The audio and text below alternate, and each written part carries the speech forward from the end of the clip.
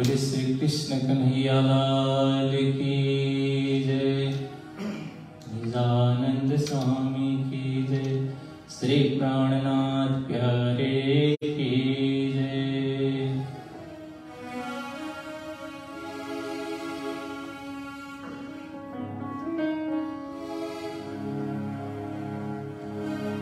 प्रथम लागूं दो चरण को, धनिये न छुड़ायो छिन्न। पल न बालूं निरखूं नेत्रे, मेरे जीव के जीवन। इन पातले पड़ी रहूं, धनी नजर खोलो बातुन। पल न बालूं निरखूं नेत्रे, मेरे जीव के यही जीवन। मेरे जीव के यही जीवन।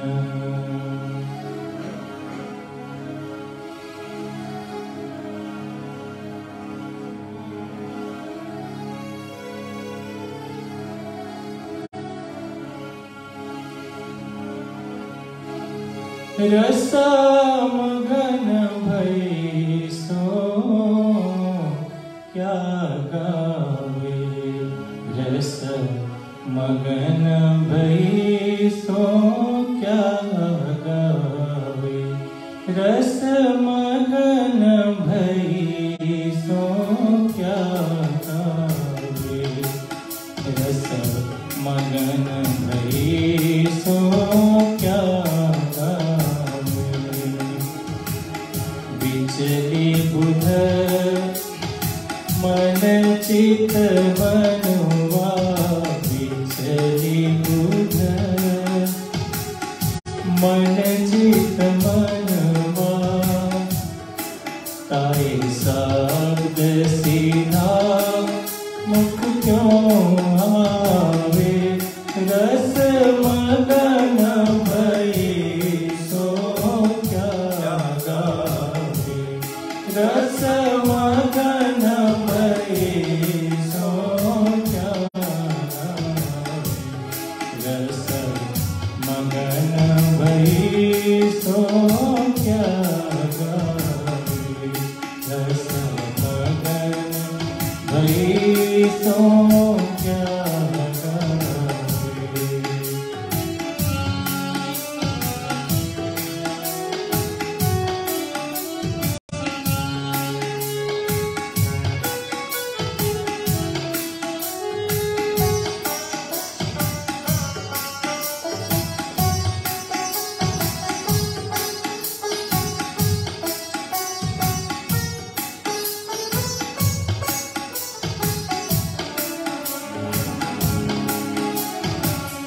बिचले नैन श्रवण मुख रसना।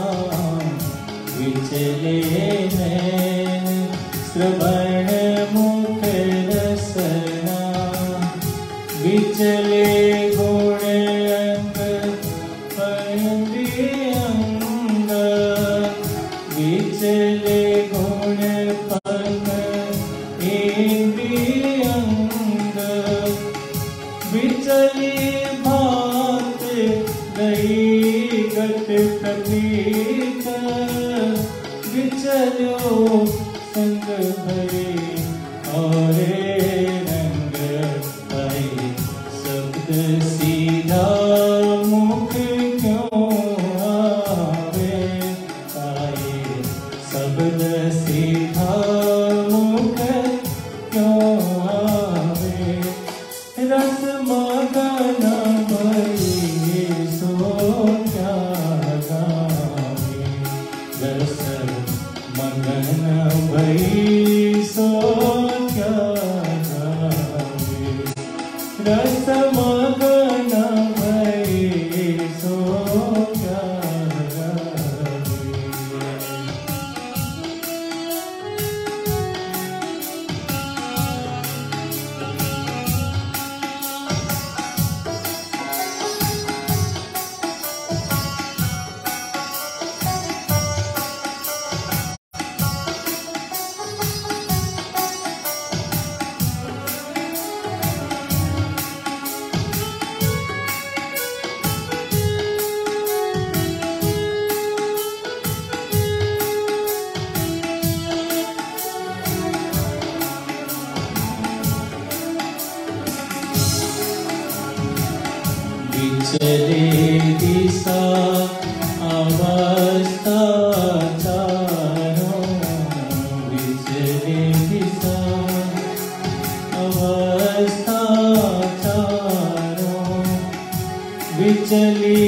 सुध न रही शरीर, विचल्यो मोह अहंकार मूल से, विचल्यो मोह अहंकार मूल से, नैनों नींद न आवे नीर ताए, शब्द सीधा मुख क्यों आवे ताए, शब्द सीधा मुख क्यों आवे, रस मगन भई सो क्या गावे, रस मगन भई सो क्या गावे।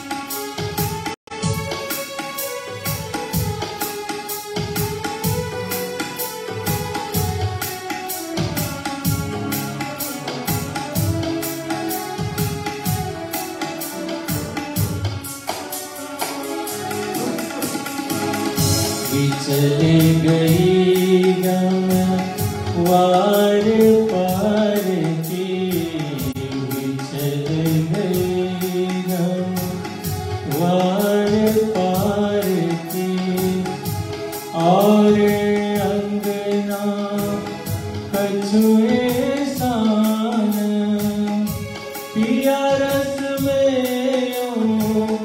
भई महामात, पिया रस में भई महामात, प्रेम मगन क्यों तरसी गन कहे, शब्द सीधा मुख क्यों आवे आए, शब्द सीधा मुख क्यों आवे, रस मगन भई सो क्या गावे, रस मगन भई सो क्या गावे, रस मगन भई सो क्या गावे, रस मगन भई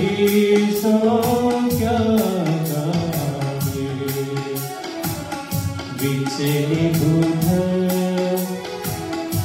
मन चित मनुआ, विचली बुध मन चित मनुआ, ताए शब्द सीधा मुख क्यों आवे, रस मगन भई सो क्या गावे, रस मगन भई सो क्या गावे, रस मगन भई सो क्या गावे।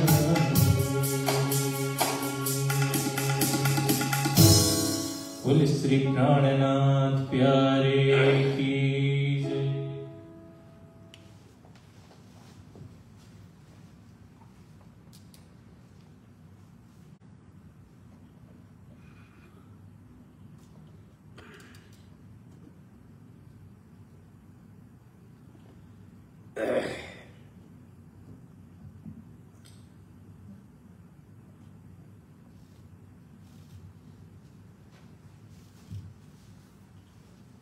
कृष्ण कन्हैया लाल की जय, श्री निजानंद स्वामी की जय, श्री प्राणनाथ प्यारे की जय। बंदों सतगुरु चरण को करूं धनि प्रेम प्रणाम। अशुभ हरन मंगल करन श्री देवचंद्र जी नाम। श्री प्राणनाथ निज मूलपति श्री मेहराज सुनाम। तेज कुंवर श्यामा जुगल को पल पल करूं प्रणाम। तेज कुंवर श्यामा जुगल को पल पल करूं प्रणाम। कृष्ण कन्हैया लाल की जय। श्री निजानंद स्वामी की जय। श्री प्राणनाथ प्यारे की जय। स्वामी श्री लालदास जी महाराज की जय।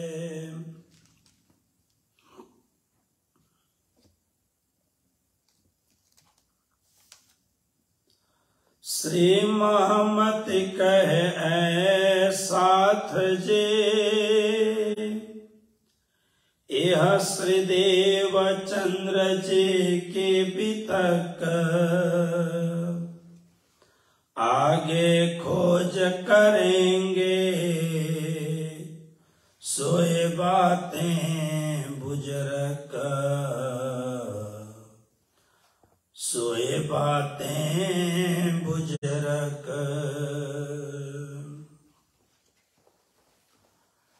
अब जो प्रकरण आगे चलेगा उसका नाम है कच्छ में खोज। आइए दो चार चौपाइयों का गायन करते हैं।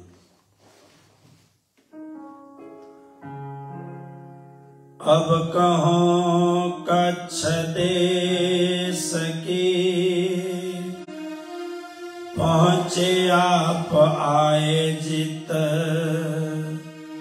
तहाँ आए खोज करी सोए बताऊं हित। लगे खोज करने बैठे देहुरे जाए चर्चा को उत पूछत वे प्रतिमा को ठहराए।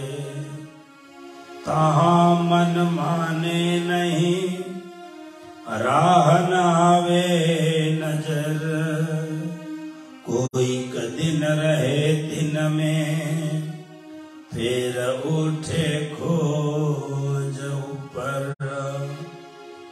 आए खोजे सन्यासी हैं बड़े डिम्बधारी आम पूजे तिनको आवे खलक सारी। कहाँ जाए के खोजिया कहें जानत हैं सब हम देवे नाम सुमरन नेचे कर ग्रहो तुम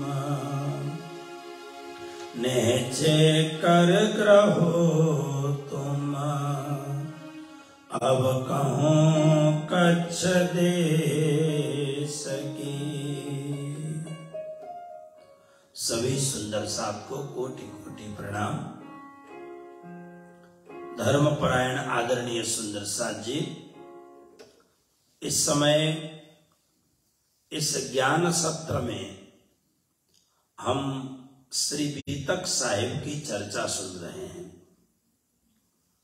स्वामी श्री लालदास जी महाराज कृत इस बीतक में सद्गुरु श्री निजानंद स्वामी श्री देवचंद्र जी महाराज की दिव्य लीला का श्रवण कर रहे हैं।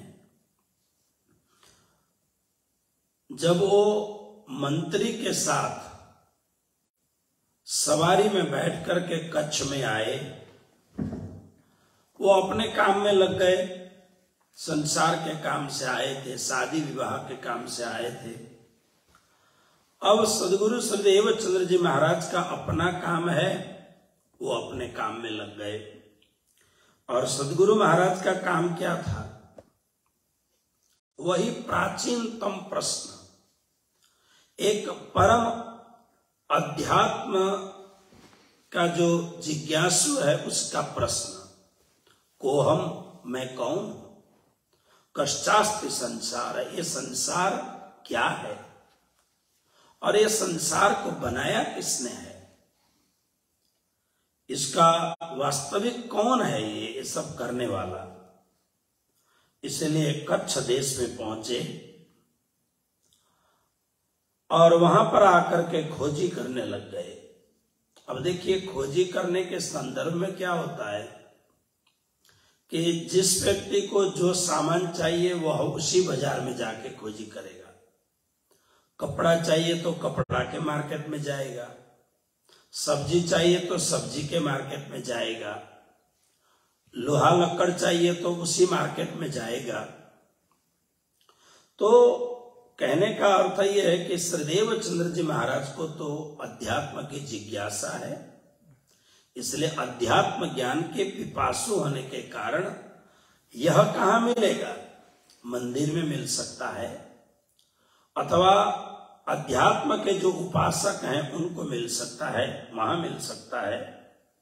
इसलिए यहां पर श्री देवचंद्र जी महाराज, बहुत मंदिर है, साधु संत महात्मा पंडित पुरोहित ज्ञान के उपदेशक भजन गायक बहुत लोग हैं।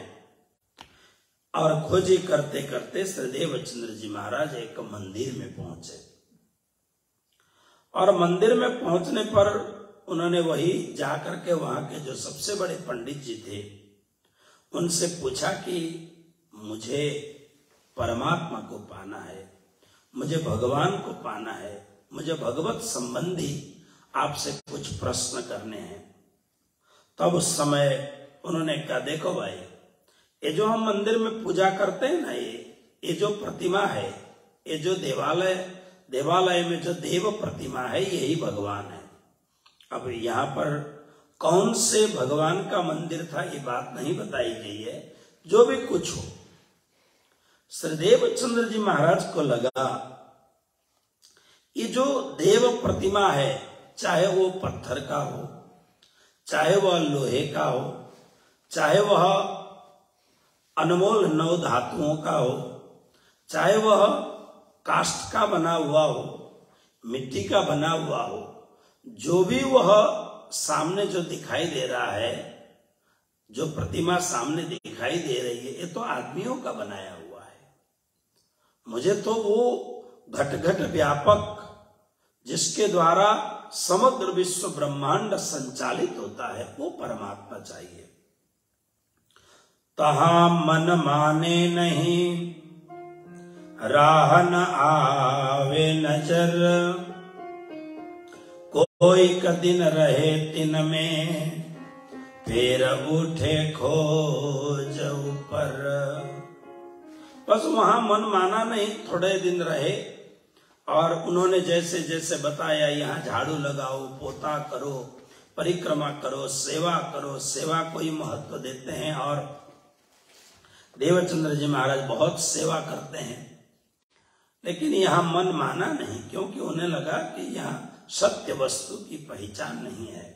वहां से उठ के चल दिए और जाते हुए उस एरिया में, उस परिसर में, कच्छ देश में देखा उन्होंने बड़े बड़े सन्यासी रहते हैं।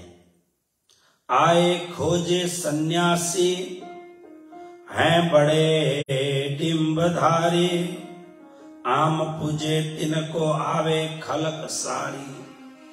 भेष ऐसा बनाया है, ये भी बहुत बड़ी बात है। भेष का भी बहुत महत्व है। और ऐसा भेष बनाया हुआ है, जटा झूठ है, ये है। तो आम खलक जो संसारी लोग हैं, जिन्हें अध्यात्म के विषय में ज्ञान तो नहीं है, लेकिन धार्मिक लोग हैं, पूजा पाठ में विश्वास करते हैं, श्रद्धा है, तो उस श्रद्धा को जो जिधर लगा दे। बहुत लोग आते हैं, वहां जाकर के उन्होंने प्रश्न किया, क्या मुझे परमात्मा मिल सकते हैं? तो उन्होंने अपने ढंग से वेदांत की बातें कह करके उन्होंने कहा, देखिए आपको भगवान मिल सकते हैं, लेकिन हम जो मंत्र देंगे वो मंत्र आपको लेना पड़ेगा। इन्होंने देखा कि बड़ा ही सुंदर स्वरूप है, चेला बहुत अच्छा लग रहा है, आने वाले समय में बहुत बड़ा आदमी बनेगा ऐसा लगता है। अगर चेला बन जाए तो चेले का जो नाम होगा, चेले के साथ साथ में गुरु का भी नाम होगा। इसलिए इन्होंने कहा सुमिरन नाम लेना पड़ेगा, यानी मंत्र लेना पड़ेगा। तो उन्होंने कहा कोई बात नहीं, और चर्चा करे दत्त की, भगवान दत्तात्रेय की चर्चा करते हैं।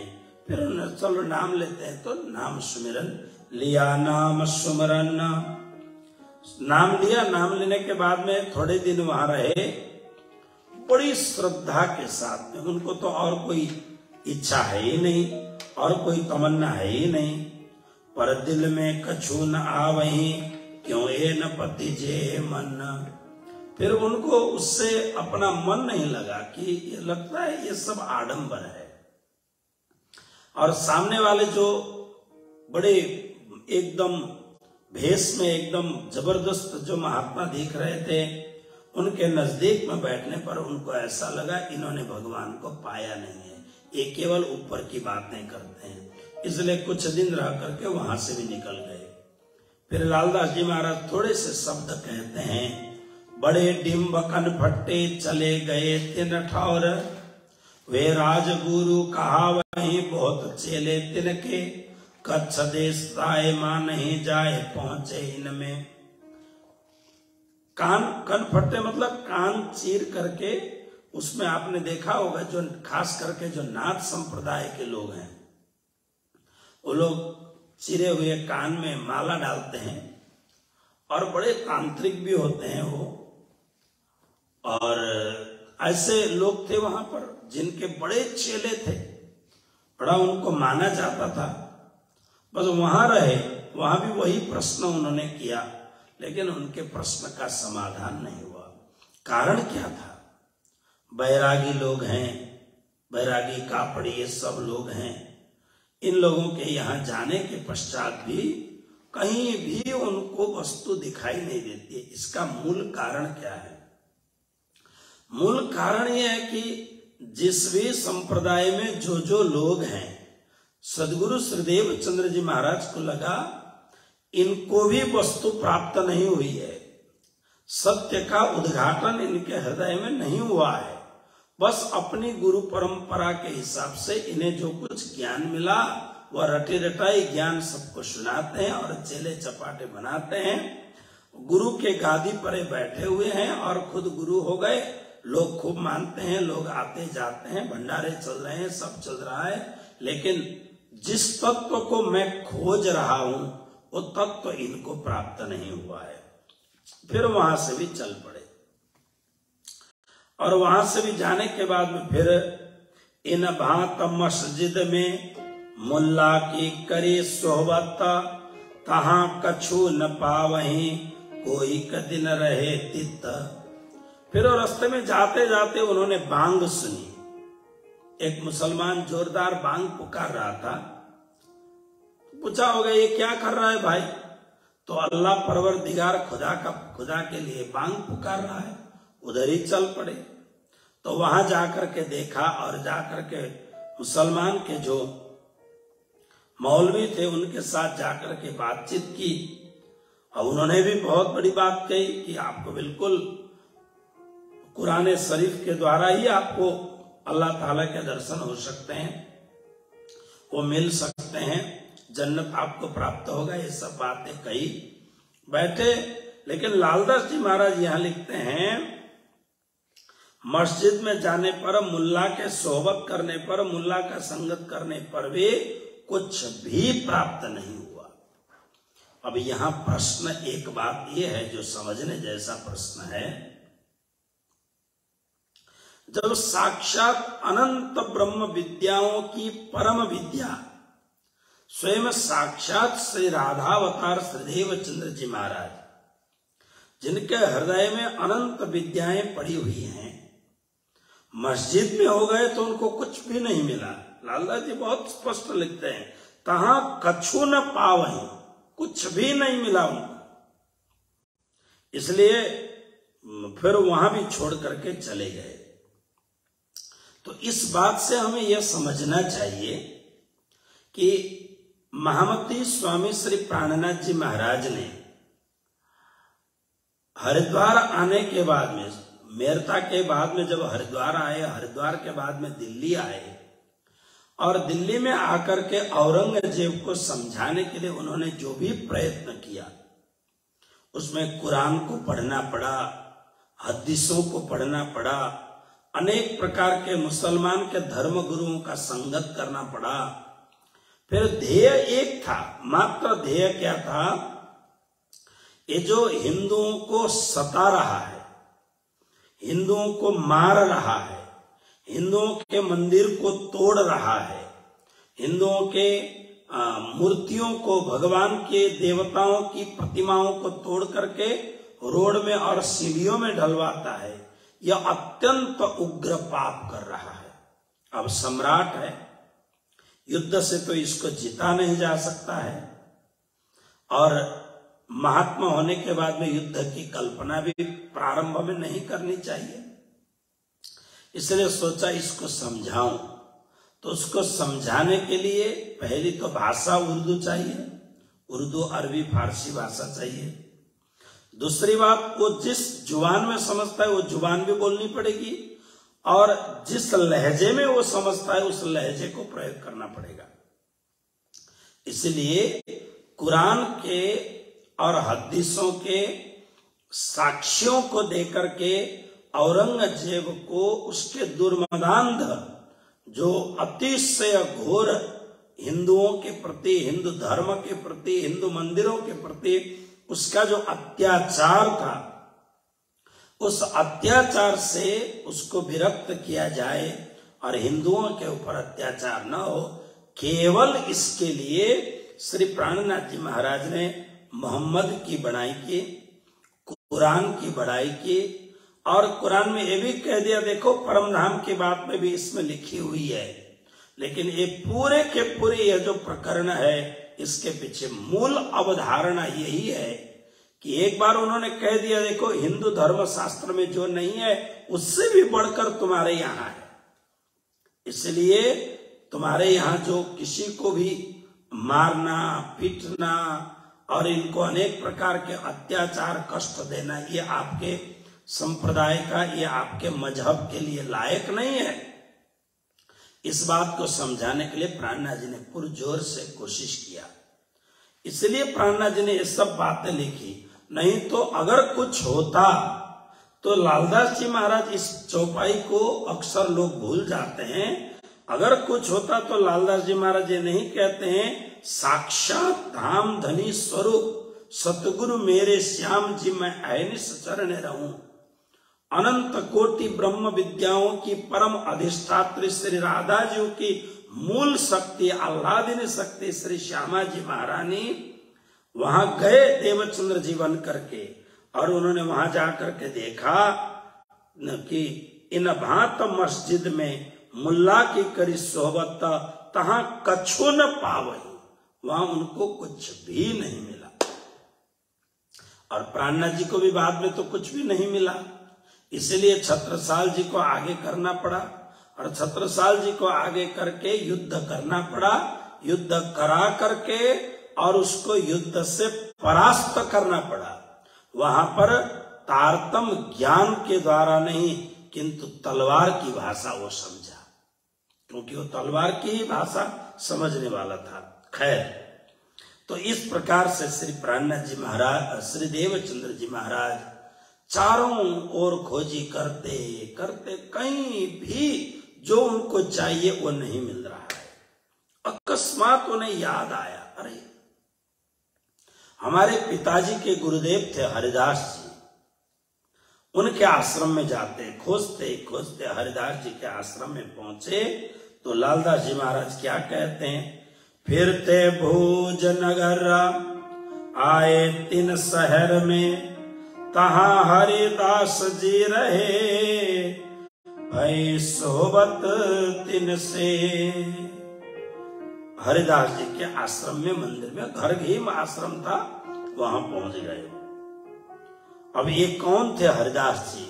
तो लालदास जी महाराज कहते हैं, वे थे राधा वल्लभी सेवत कारज आत्म, सेवा बंके बिहारी के करे सखी भाव धर्म। ये राधा वल्लभी संप्रदाय के उपासक थे।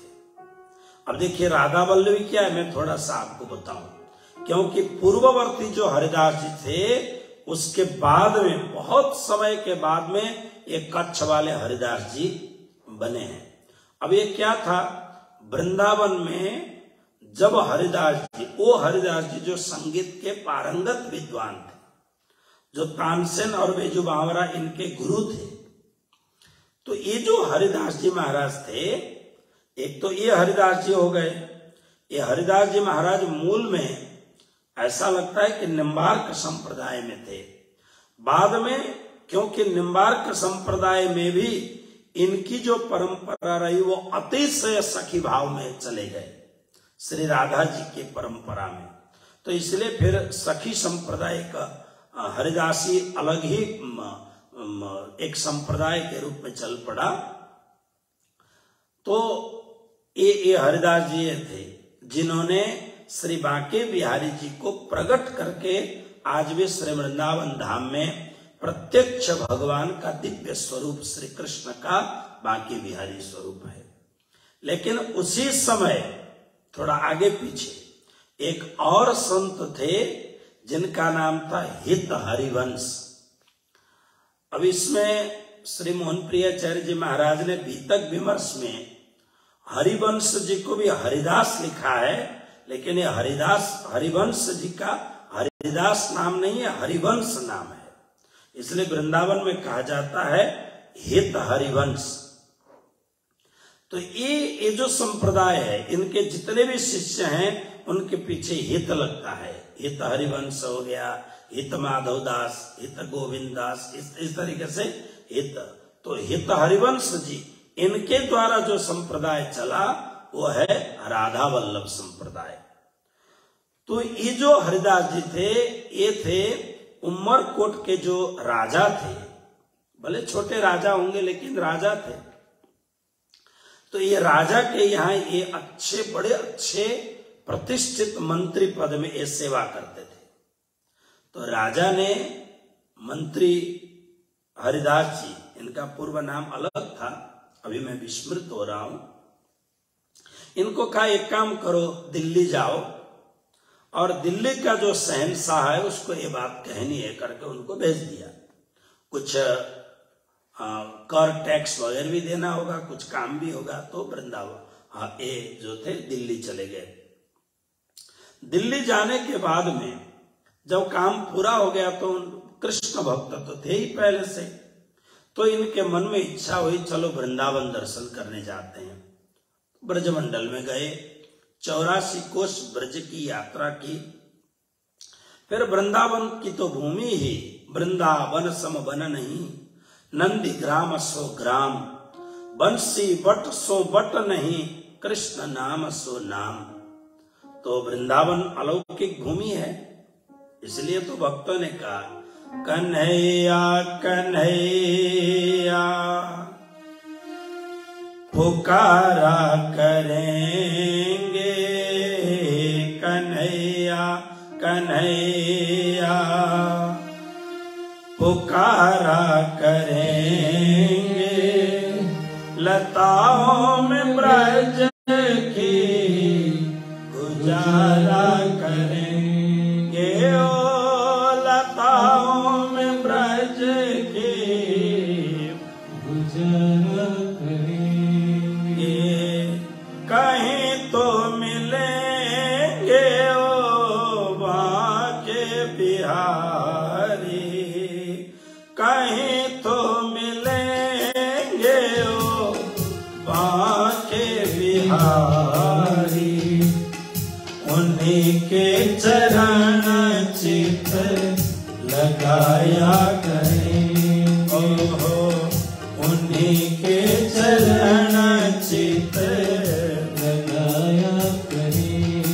ओहो कन्हैया कन्हैया पुकारा करेंगे, कन्हैया कन्हैया पुकारा करेंगे। लताओं में ब्रज की, लताओं में ब्रज की गुजारा करेंगे, ओ लताओं में ब्रज की गुजारा करेंगे। कहीं तो मिलेंगे ओ बांके बिहारी, कहीं तो मिलेंगे ओ बांके बिहारी। उन्हीं के चरण चित लगाया करेंगे, उन्हीं के चरण चित लगाया करेंगे।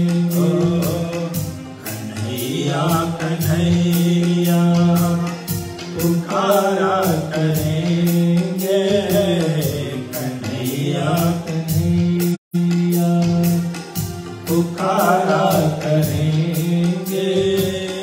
लताओं में ब्रज की, ओ लताओं में ब्रज की गुजारा करेंगे, आगे गुजारा करेंगे, गुजारा करें। करेंगे। वृंदावन की भूमि परम दिव्य भूमि है।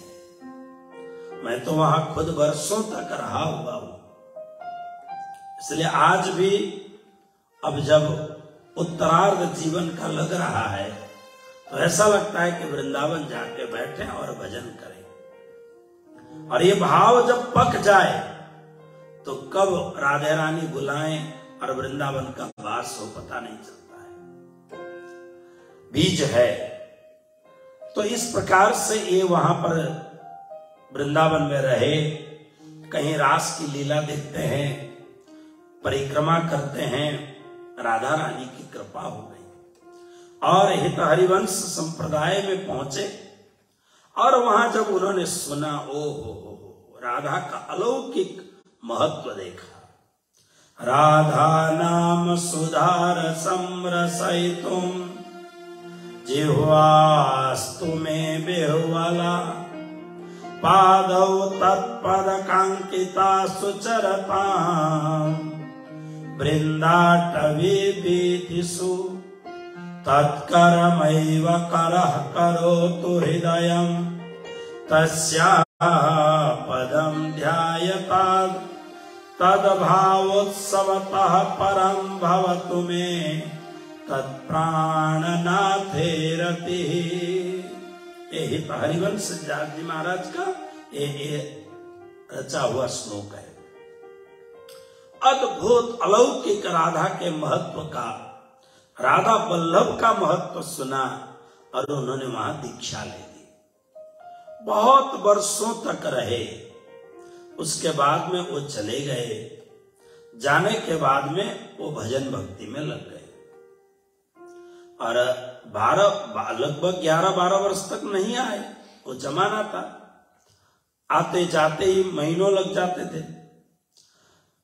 जब बहुत एक बार ऐसा हुआ कि राजा के यहाँ का एक जो उनके अभाव में जो दूसरा आदमी रखा गया था वो मरा गया हो या चला गया हो, उन्हें कठिनाई आई तो अत्यंत निष्ठापूर्वक राज सेवा करने वाले इनको वापस बुलाया। राजा के यहां गए, राजा ने निवेदन किया, महाराज आप रहो। इन्होंने कहा नहीं, मैं अब संसार की सेवा नहीं करूंगा, मैं केवल अब राधा और कृष्ण की सेवा करूंगा। अब नाम आश्रय लेकर के मैं अपने जीवन को कृतकृत्य बनाऊंगा। अब मुझे अब एक खटपट में नहीं रहना है। लेकिन आए दिन राजा बड़े भाव से बुलाए और कभी कभी सेवकों के द्वारा उनको थोड़ा सा परेशान भी करे कि आप यहां रहते हैं और आप राजा की आज्ञा नहीं, 2-4 घंटे जाया करो। तो अब ये विरक्त थे, गृहस्थ होते हुए भी विरक्त थे। इन्होंने सोचा यहां से निकल ही जाते हैं। तो उमरकोट से ये चले गए थे कच्छ में और भुजनगर में, कच्छ के भुजनगर में। कच्छ तो बहुत बड़ा प्रदेश है और भुजनगर में जाकर के अपने शांति से अपना घर ले लिया। धनवान तो थे ही, और वहीं पर अपने घर में ही राधा कृष्ण का सुंदर मंदिर बना करके सेवा करने लग गए। अपनी घर गृहस्थी की सेवा करते हैं, पर्याप्त था जीवन यापन करने के लिए। तो मतु मेहता जी का इनके साथ बहुत घनिष्ठ संबंध था और मतु मेहता जी कृष्ण भक्त थे, तो इन्हीं के बदौलत इनके ही शिष्य थे और ये सेवा करते थे। तो आज उन्हें याद आया श्री देवचंद्र जी महाराज को, हमारे पिताजी के गुरु यहाँ रहते हैं, मित्र भी हैं, गुरु भी हैं। वहां पहुंचे और वहां पहुंचने के बाद में प्रणाम किया, पूछा कौन हो? गुरुदेव आपने मुझे नहीं पहचाना, मैं मतु मेहता कुंवरबाई का बेटा देवचंद्र हूं। ओहो, अच्छा, जब से देवचंद्र जी गए वर्षों हो गए, न कोई समाचार, न कुछ जीवित हैं या नहीं हैं, कुछ भी पता नहीं। लेकिन मन गवाही नहीं देता है कि ये संसार में नहीं है। इसलिए मतु मेहता जी ने कहा था कि हे हरिदास जी, अगर देवचंद्र आ जाएं तो उन्हें जरा हमारा संदेश कहना। बड़ा आनंद हुआ हरिदास जी को। अब स्नान आदि करा करके फिर रहने के लिए कमरा दे दिया और उसके बाद में पहले शुरुआत में कुछ भी नहीं कहा, बस अब कार्य शुरू हो गया। हरिदास जी महाराज प्रातः काल बहुत जल्दी उठते हैं, 4 बजे तक में उठ जाते हैं और स्नानादि से निवृत्त होकर के फिर सेवा में लग जाते। दिन भर रात के पौढ़ावनी तक, रात के जैसे हम लोग पौढ़ावनी करते हैं ना, रंग परवाले पियाजी को मंदिर, रंग परवाले धनी जी को मंदिर। ऐसे हर एक संप्रदाय में, अभी मैं कुछ समय पहले भारत में था, तब मैं वहां इधर स्वामीनारायण का सबसे बड़ा सारंगपुर, वहां मैं पहुंचा तो जहां बीएपीएस स्वामीनारायण के सबसे मूल संस्था है, वहां मैं पहुंचा, रात को पहुंचा। तो रात को वो स्वामीनारायण भगवान की सेवा करके उनको पढ़ा रहे थे। इतनी बढ़िया ढंग से उनके पद गाते थे वो, मैं आश्चर्यचकित हो गया। इतना सुंदर पौड़ावणी के पद सारे संत गा रहे हैं। इसी तरीके से आप श्री वृंदावन धाम में जाएंगे तो राधा वल्लभ मंदिर में जाएंगे, वहां तो वहां पर वल्लभ संगीत एक अलग ही संगीत है। पूरे परमात्मा के, भगवान के सेवा, पूजा, स्तुति, प्रकरण सबका अलग से वहां पर है। निम्बार्क संप्रदाय में जाएंगे वैसा अलग है, रामानुज संप्रदाय में जाएंगे अलग है, रामानंद संप्रदाय में जाएंगे अलग है। जितने भी गुरुमत संप्रदाय हैं उनमें परमात्मा को, आज ही मुझे एक बड़े ही सज्जन व्यक्ति ने पूछा, हिंदू धर्म फिर आप श्री कृष्ण प्रणामी धर्म कहते हो, ये दोनों में डिफरेंस क्या है? फिर मैंने उनको बहुत अच्छी तरह, क्योंकि उनको अमेरिका में आए हुए लगभग 65 वर्ष हो गया, अब तो उम्र भी लगभग 90 वर्ष की हो गई उनकी, बड़े ही सज्जन व्यक्ति। बाबूजी ने प्रश्न किया तो मैंने उत्तर दिया उनको कि श्री कृष्ण प्रणामी धर्म निजानंद संप्रदाय ये एक सांस्कृतिक परंपरा है। तो मैंने उनको थोड़े से शब्दों में कहा कि आप जो संप्रदाय संबंधित मंदिर नहीं होंगे, जहां पर बहुत सारे भगवान रखे होंगे, आप वहां जाएं, आपको अच्छा तो लगेगा, आपको लगेगा देखो राम दरबार कितना अच्छा है, शिव परिवार कितने अच्छे हैं, माता जी की मूर्ति कितनी अच्छी है, हनुमान दादा कितने अच्छे हैं, गणपति महाराज कितने अच्छे हैं, साईं बाबा कितने अच्छे हैं, फलाने देव कितने अच्छे हैं, आपको अच्छा लगेगा, राधा कृष्ण कितने अच्छे हैं। लेकिन वहीं पर राम दरबार को देख करके एक रामानंदी जाएगा, वो अगर प्रणाम करेगा, एक रामानुज संप्रदाय का जाएगा, अगर वो प्रणाम करेगा तो उसके हृदय में एक अलग सा भाव पैदा होगा, क्योंकि वो भगवान राम को अपने आत्मा का मालिक मानता है। इसी तरह जैसे हम कृष्ण प्रणामी संसार भर में कहीं भी अगर राधा कृष्ण खड़े हैं, जाते ही हमारा हृदय एकदम सब अच्छे हैं, लेकिन राधा कृष्ण को देखते ही हृदय एकदम आनंदित आह्लादित हो जाता है। और उसमें भी प्रणामी मंदिर देखें, राज्य महाराज का अलौकिक स्वरूप देखें, फिर तो कहना ही क्या, वहां झुकने की बात ही नहीं, अपने आप दंडवत हो जाता है। अब मैं देखता हूं कि लोग आते हैं और आकर के महीने में यहाँ पर 7-8 कार्यक्रम होते हैं, लोग आते हैं, खड़े खड़े ऐसे प्रणाम करते हैं, कुर्सी में आके बैठ जाते हैं, घंटे 1.5 घंटे, ऐसा नहीं श्रद्धा नहीं है, सब कुछ है, लेकिन पद्धति नहीं है। तो ये संप्रदाय में आबद्ध होकर के भक्ति करने पर भक्ति फलती है, फलवती होती है भक्ति।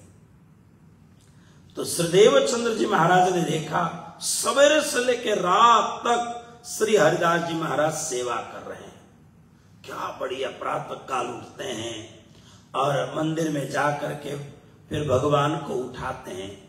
वैष्णव परंपरा में भगवान को उठाने का तरीका ही अलग है, जाकर 3 बार तालियां देते हैं ताकि लाला को जगाते हुए धीरे धीरे जगाना है ना, जाकर के सीधा रोला नहीं करना है, हल्लाबाजी नहीं करना है।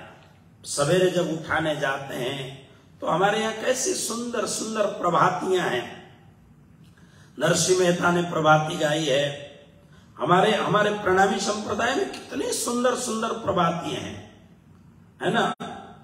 जाग निज घर देख अपना, सो मत भयो भोर रे, है ना।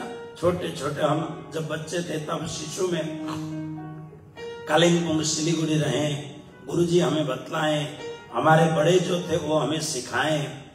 प्रातः सुमेरु अक्षरातीत, श्यामा श्यामज साथ रे, प्रातः सुमेरु, ऐसे कई प्रभाती है ना। अब प्रभाती देखो ये एक ढंग है, तो प्रभाती बोले, प्रभाती के बाद में धीरे धीरे प्रभु का पर्दा खोला, फिर रात को उनको ओढ़ाते हुए पौढ़ानी में जो कुछ वस्त्र पहनाया है वो निकालना, उसके बाद में फिर प्रभु को स्नान कराना, स्नान कराने के बाद में फिर बढ़िया से एक बार, मैं कहता हूं एक बार दीक्षा लेकर के प्रणामी होकर के देखिए, और गुरु जैसा कहते हैं उस ढंग से आप भगवत भक्ति का अनुपालन करिए, कितना फर्क पड़ता है। और एक एक कार्य करने में थोड़ी श्रद्धा और श्रद्धा बताइए, तो धीरे धीरे श्रद्धा में संपुट लगता जाएगा और इतना आनंद आएगा आपको, बड़ा ही आनंद आएगा। उसके बाद में प्रातः काल में तो हरिदास जी सेवा करते हैं, बड़ी सुंदर सेवा। और देवचंद्र जी बालक अवस्था है, बालक मतलब लगभग 20 साल के हो गए हैं, टुकुर टुकुर टुकुर देखते हैं। अरे वो सन्यासी लोग तो न तो भगवान की ऐसी सेवा करते थे, बस वो सीधा घंटी ठोक दिया और आरती कर लिया। ऐसा तो कुछ है नहीं, है ना। जैसे हमारे बड़ौदा में कई मंदिर हैं, उनमें से हमारा जो प्रणामी मंदिर है, परमहंस महाराज श्री कैसी सेवा करते थे। लोग बस समय हो गया, वहां तो आजकल इलेक्ट्रिक घंटियां आई, बटन दबा दिया, ढांग ढांग ढांग जोर जोर से घंटियां बजती हैं और आरती हिला दिया, हो गया काम। लेकिन आप प्रणामी मंदिर में जाके देखिए, पवित्र वैष्णव के मंदिर में जाके देखिए कैसी सेवा होती है, कितनी सुंदर सेवा होती है। परमात्मा को उठाना कैसे करना, तो देवचंद्र जी ने देखा बड़ा ये गजब है। हमने तो कितने वर्षों तक कच्छ में कहां कहां झक नहीं मारा, कहां कहां नहीं गए, लेकिन ऐसी सेवा कभी नहीं देखी। कैसी सेवा देखिए, सेवा। इसलिए मैं बार बार निवेदन करता हूं, सदगुरु सददेव चंद्र जी महाराज का जो यह जो भाव है, उनकी जो चर्चा है, उनकी जो लीला है, उन्होंने जो कार्य किए हैं, उसको बार बार और विशेष रूप से इसको कहना चाहिए। हमारे यहाँ क्या होता है, या तो कृष्ण कथा में बहुत समय निकाल देते हैं, और फिर जब देवचंद्र जी की बात आई, एक आध दिन में देवचंद्र जी को बोल करके और फिर वो गेहूं का खीर वीर खा करके सीधा ही फिर आगे निकल जाते हैं। ऐसा नहीं, देवचंद्र जी की जो चर्चा है, देवचंद्र जी की जो लीला है, अद्भुत लीला है। इसलिए अब सेवा में क्या देखते हैं, रहे तिनकी सोहबत में देखी सेवा अति प्रेम, साचा देखा तिनको सेवत हैं अति ने। देवचंद्र जी ने देखा सेवा अति प्रेम, ये शब्द समझने जैसा है। परमात्मा की सेवा करें तो प्रेम से सेवा करनी चाहिए। इसलिए हमारे गुरुदेव ने कालिंगपुंग से जो सेवा पूजा की पुस्तिका छपाई, उसमें प्रेम सेवा लिखा है। सेवा जो हम परमात्मा की करते हैं या संगत की करते हैं, उसमें प्रेम होना परम आवश्यक है। तो बहुत भाव से, प्रेम भाव से सेवा करते, खूब सेवा अति प्रेम, साचा देखा तिनको, और उनके प्रेम को बारीकी से देखा। इसके प्रेम में सत्यता है, ये झूठा प्रेम नहीं है, ये बनावटी प्रेम नहीं है।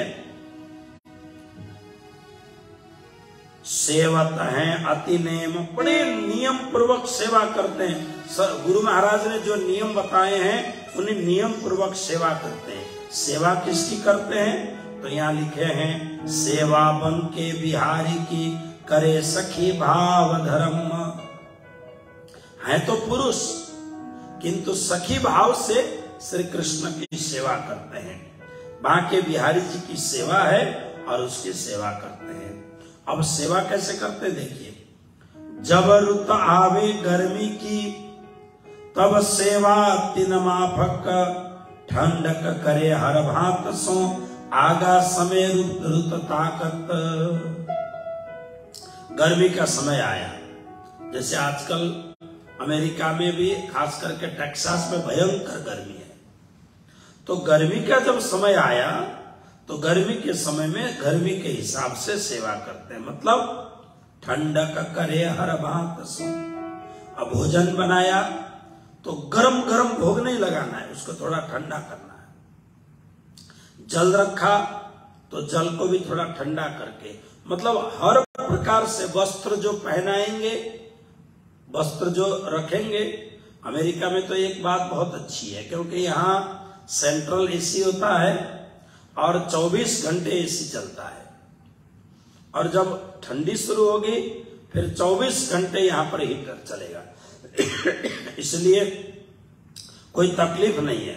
लेकिन सेवा में कैसे गर्मी के समय में क्या क्या वस्तु चढ़ाएं, कैसे वस्त्र लगाएं, किस प्रकार से सेवा करें, और जाड़े की रुत में गर्मी का करे इलाज, अब ये वस्तु करूं चाहिएगी मुझे आज। जब जाड़े की ऋतु यानी ठंडी का समय आए तो ठंडी के समय में परमात्मा को ओढ़ाने के उनके वस्त्र ये सब अलग अलग होते हैं। आपने श्री भद्रावतीपुर धाम में देखा होगा, जब ठंडी का मौसम आता है तो हम ऊन के वस्त्र राज जी को लगाते हैं। और खास करके बड़े तीर्थों में आप जाएंगे, जैसे खास करके पद्मावतीपुर धाम में जाएंगे तो पद्मावतीपुर धाम की जो सेवा है बिल्कुल ऋतु के अनुकूल सेवा करते हैं वहां के पुजारी। तो इस प्रकार से अच्छा शरीर है, शरीर बूढ़ा भी हो चला है, इसलिए सवेरे तो स्नान करना ही करना है। लेकिन अगर जरूरत पड़े शौचादि क्रिया में जाएं तो जब भी पूरे के पूरे समय स्नान करके ही आते हैं। अगर दिन में 4 बार नहाना हो तो 4 बार नहाएंगे। तब उनको स्नान का फेर फेर बखत होए, यह सचवटी देख के ऐसे करे न कोई। बहुत सुंदर सेवा करते हैं। बस अब देवचंद्र जी को देखिए, इससे पहले ब्राह्मणों के पास गए, पंडितों के पास गए, पुरोहितों के पास गए, पुजारियों के पास गए, 10 नामी अलग अलग सन्यासियों के पास गए, उनके बड़े बड़े मठों में गए, उनके बड़े बड़े डिंबकधारी जो गुरु थे उनके पास गए, मस्जिद में गए, जहां भी उन्हें लगता हो शायद यहां मिलेगा। लेकिन लालदास जी महाराज ने श्री प्राणनाथ जी महाराज के मुखारविंद से और परम सदगुरु की बातें सुनी है और स्वयं साक्षात प्राणनाथ जी उनके दिल में विराजमान होकर ये बात कहलवा रहे हैं। तो लालदास जी महाराज कहते कहीं भी उनका मन नहीं टिका, क्योंकि वहां कहीं भी उनको सत्यता दिखाई नहीं दी। इसलिए अब क्या बोलते हैं, इन ठिकाने आए के आत्म पायो करार, ए सचवटी देख के करने लगे विचार। यहां आकर के देवचंद्र जी की सत्यता देख करके अब उनको लगा कि बस ये ठीक है। आत्म पायो करार, भगवद गीता के हिसाब से देखें, आत्मा को भी आत्मा कहा जाता है, मन को भी आत्मा कहा जाता है, शरीर को भी आत्मा कहा जाता है। तो हरिदास जी के पास आने के पश्चात आत्मा को, मन को, चित्त को और शरीर को भी परम शांति मिली, कारण ये सचवटी देख के। अब उन्होंने विचार किया अब आगे जाना नहीं है, मुझे ये भगवान की सेवा करते हैं, मैं इनकी सेवा करूंगा और ऐसी सेवा करूंगा कि इन्होंने जो पाया है वो मुझे देंगे और मैं परम आनंदित हो जाऊंगा। अब देवचंद्र जी महाराज हरिदास जी की सेवा करते हैं, क्योंकि हरिदास जी के वहां काफी नौकर चाकर काम करते थे। उस समय की परिस्थिति अलग थी। आज हम जहां कमरे में नल का फिट कर दें, पानी वहां मिलता, उस समय ऐसा नहीं था, कुआं कहीं होता था, वहां से पानी भर के ले आना। अब ये जो भक्ति करने वाले जो लोग हैं, अब इनको हर प्रकार से बार बार पानी की जरूरत पड़ती है, फिर परमात्मा की सेवा करना है, ठंडी और गर्मी के हिसाब से और बहुत बहुत कुछ होता है।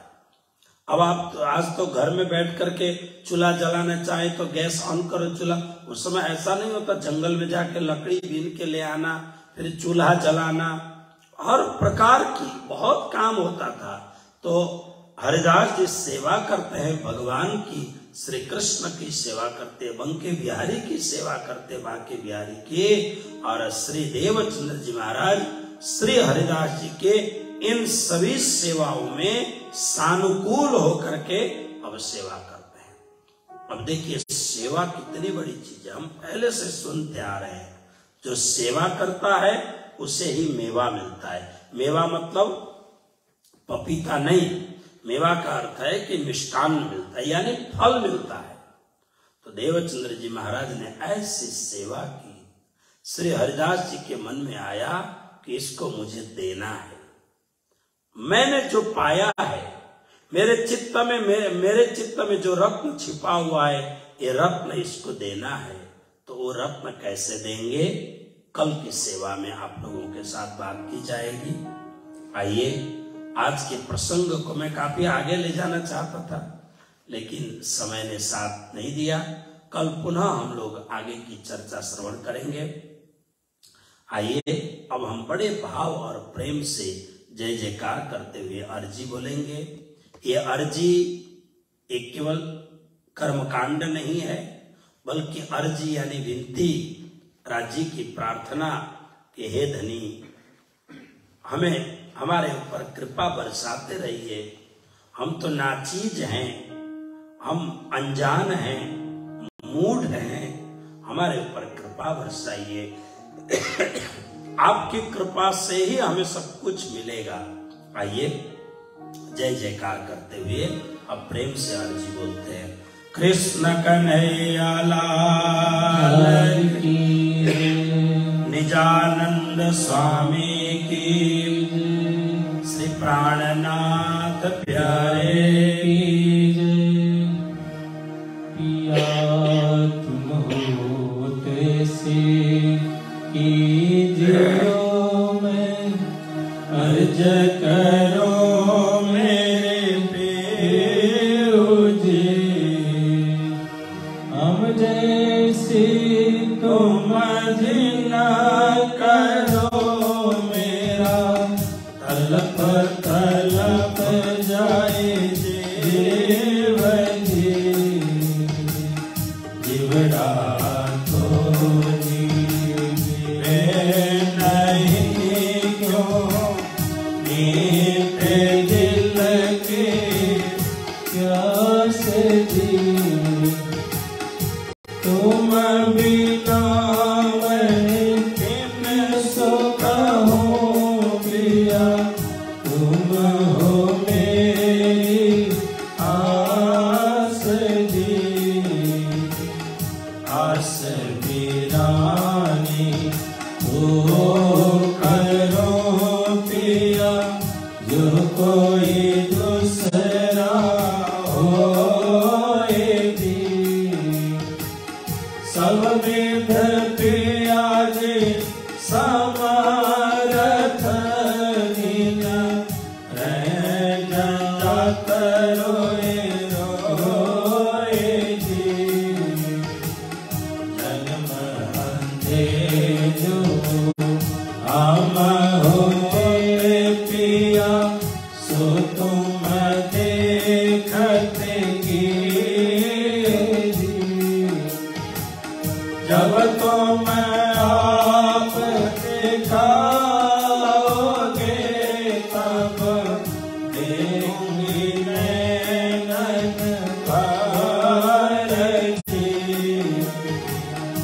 इति पुकार पिया सुन के अब, दिल करो तुम दीन जी। छिन छिन खबर जो भेजियो मैं, अर्ज करो दुलहीन जी। एति अर्ज मैं तो करो पिया, आड़ी भई अंतराय जी। आड़ी अंतर काल के दुल्हा, लीजे काटल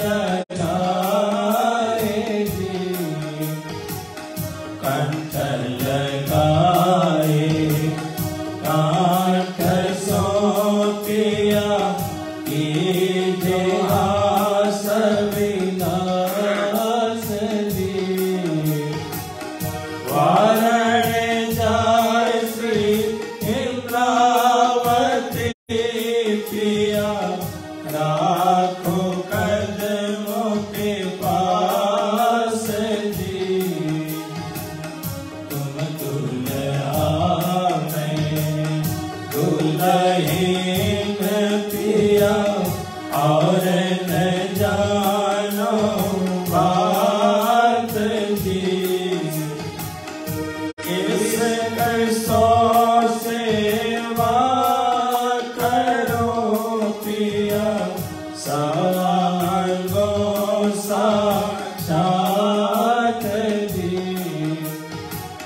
सदा सुख दाता राम धने मैं कहा कहो इन बात तीसरी, मोहम्मद जुगल स्वरूप परवारी, अंगना बलि बलि जात जी,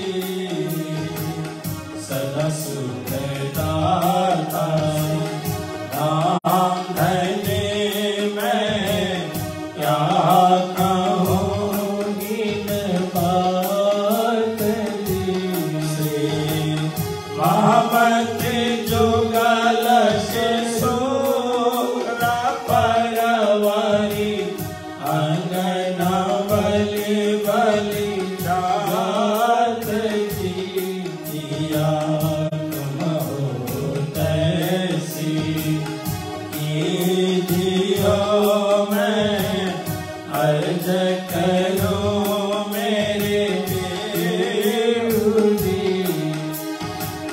हम जैसे तुम जिना करो मेरा, तलप तलप जाए जीव जी मेरा, तड़प तड़प जाए जीव जी मेरा, तड़प तड़प जाए जीव जी।